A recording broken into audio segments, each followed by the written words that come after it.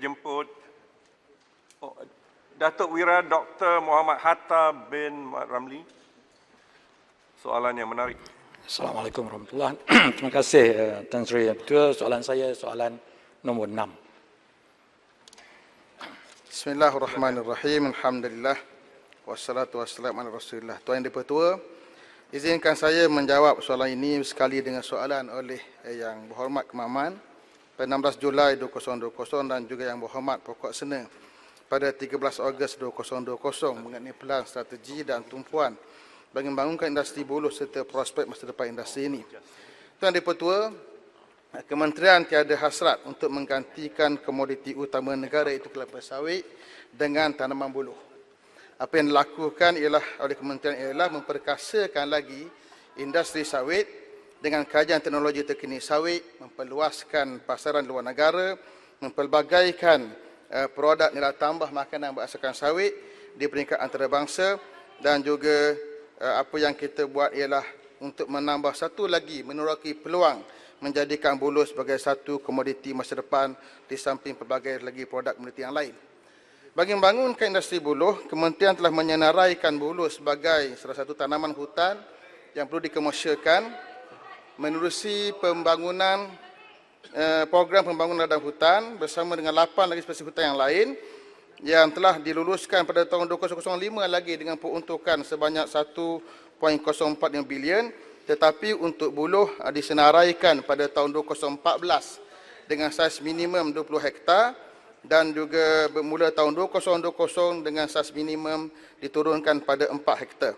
Dan baki terkini peruntukan untuk program perdagangan ladang hutan ini ialah 85 juta lagi.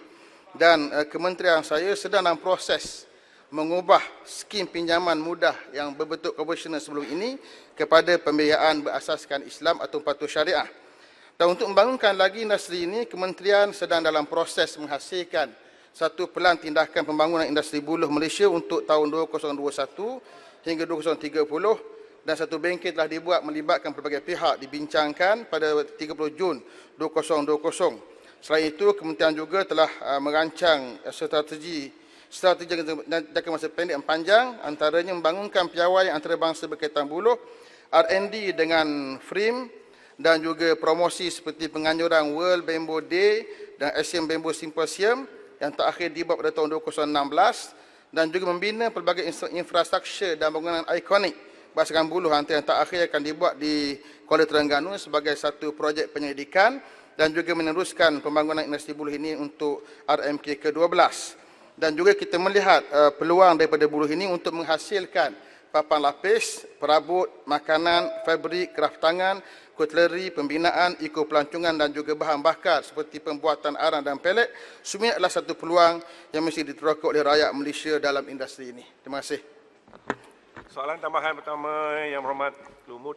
Terima kasih Tan Sri Ketua. Terima kasih Menteri atas jawapan, dan saya gembira kerana pihak belasana tidak lagi mentertawakan industri buruh ini yang cuba dipolitikkan, dan ada yang bertanyakan spesies yang mana yang boleh digunakan untuk menjadi exhaust pipe kereta terbang.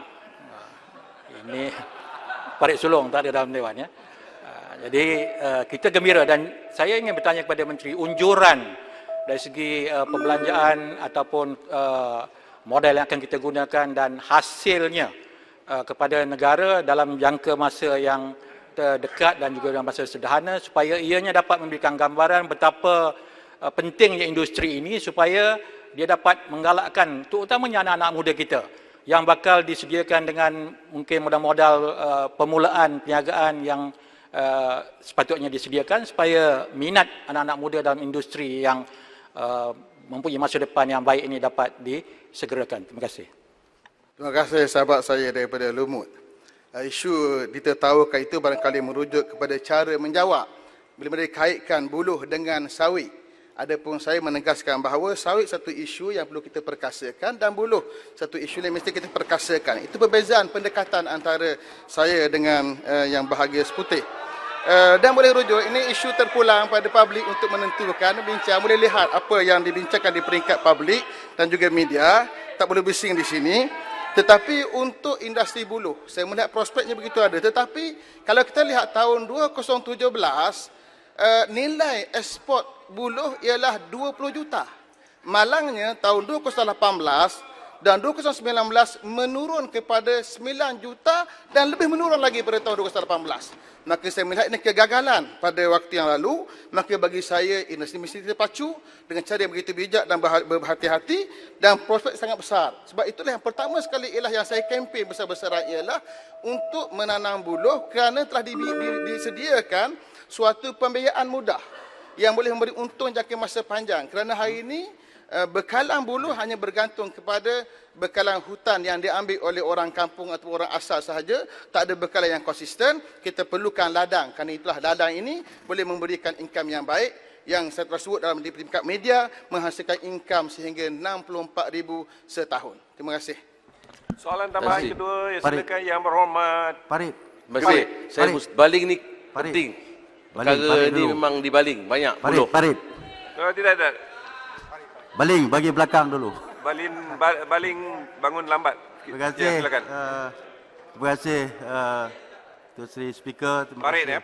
Terima kasih Menteri.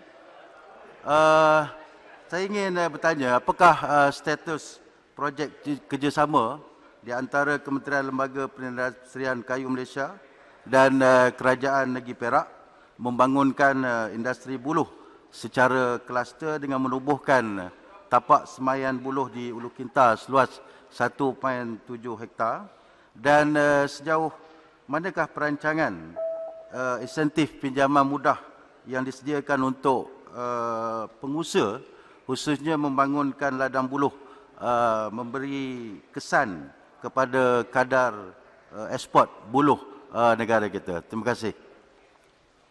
Terima kasih kepada Yang Berhormat Farid. Pertama sekali untuk pembangunan tapak semayan dan juga makmal tisu culture buluh di Lahad Perak telah ditandatangani antara MPIB dengan Forest Plantation Development Sdn Bhd pada 3 Julai 2020. Dan masa yang sama kita kembangkan lagi perbincangan dengan Kerajaan Negeri Kedah.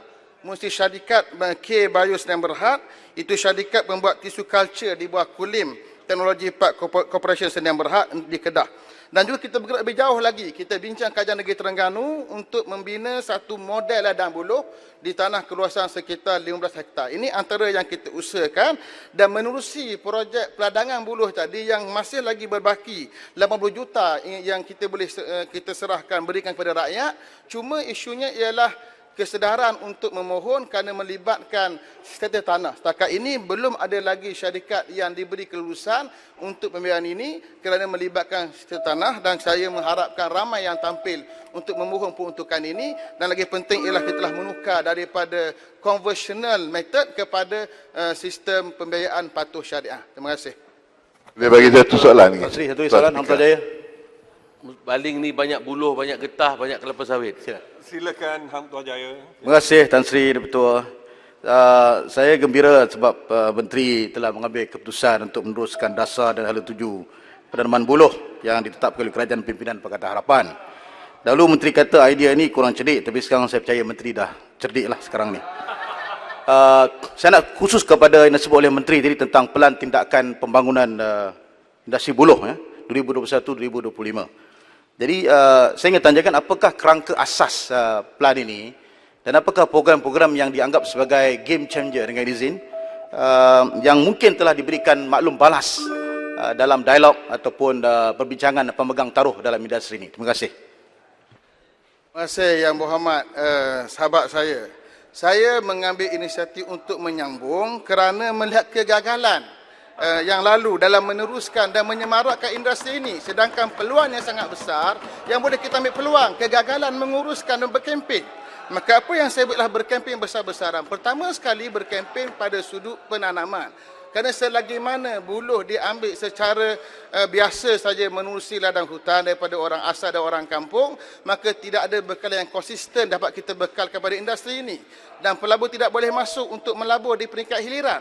Maka yang pertama saya punya concern ialah untuk memastikan peladangan itu berlaku secara komersial dan bajet disediakan, pembiayaan disediakan. Ini kempen pertama saya.